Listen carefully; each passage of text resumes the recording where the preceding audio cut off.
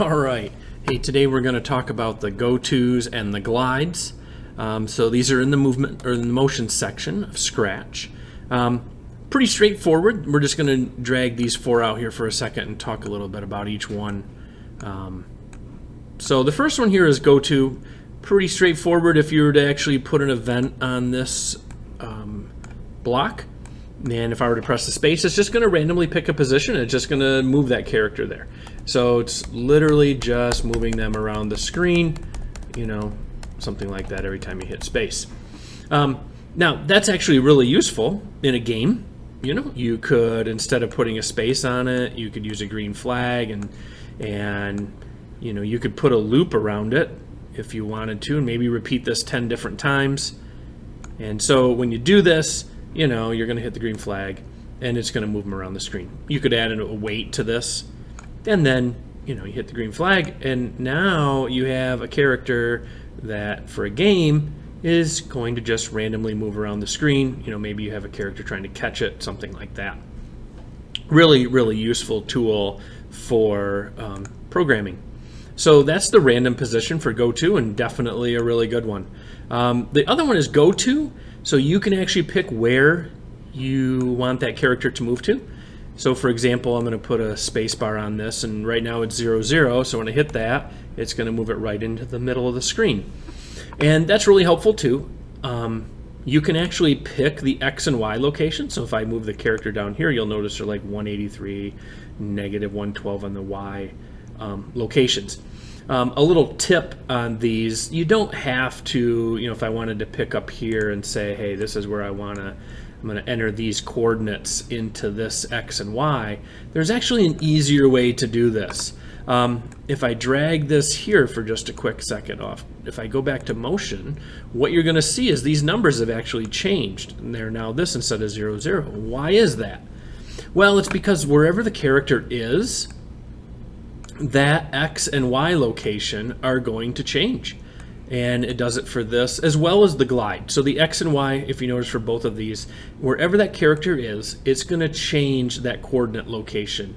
And so you can see that each one of these is going to be changed for each time. So kind of a tip, if you're planning a program and let's say you're going to have it when it touches the edge or something like that, there's some event that's going to happen, and you know exactly where you want that character to move to. Maybe I want it to move up here in the upper right hand corner.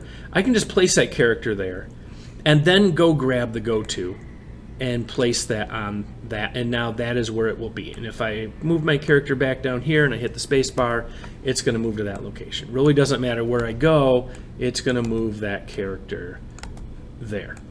Okay, so pretty easy, pretty straightforward, right? So whatever that, like where you want to move it to, I would just move the character to where you think you want it to move, and then go ahead and drag the go-to and drag it out that way.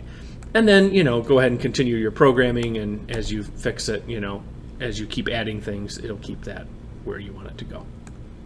Okay, so the other two are glides that we're going to talk about. And glide is another one. It's very similar to this random position, except it actually glides from where it currently is to that random position, and it moves a set amount of time. So for example, if we did the go-to, right, it just appears, okay?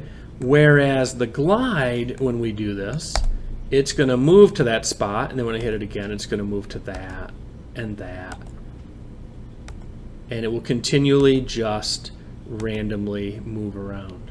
Okay, and you can change the duration of that. If I wanted it to be 2 seconds, it's obviously going to move slower to that location.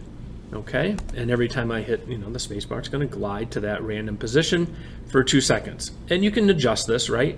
Maybe you have a game that you have a character that's moving across the screen, and you want it to different areas, want to move at different paces. You could add a glide to each one of those and give them a random position and change this number, and that'll determine how fast it's going to move around the screen. And this can be decimals too, so it doesn't have to be 2, maybe 2.5 if you wanted to. You could get very, very exact with that duration.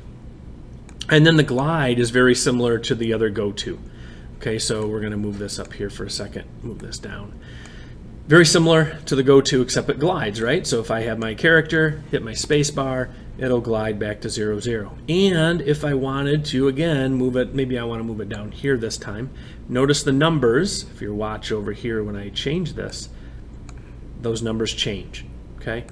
So if I wanted to, I could just pick this glide, and then, if my character's over to here, I hit the space bar, it's going to glide to that location. If I wanted to go slower, well, then I just, change the number, move it back up here, and it will glide to that location. And you can stack these too. Maybe you want to make a pattern.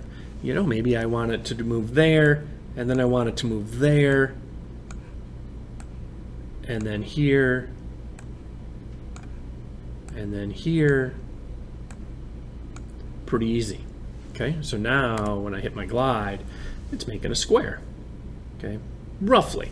These numbers are not totally accurate if you want to make a perfect square. We'll talk about that in another video. But this is how you make your characters glide to a location, go to a location, even a random position if you wanted it to go to. So those movement blocks for these are really a useful tool in programming and game development. So good luck, and hopefully this helps you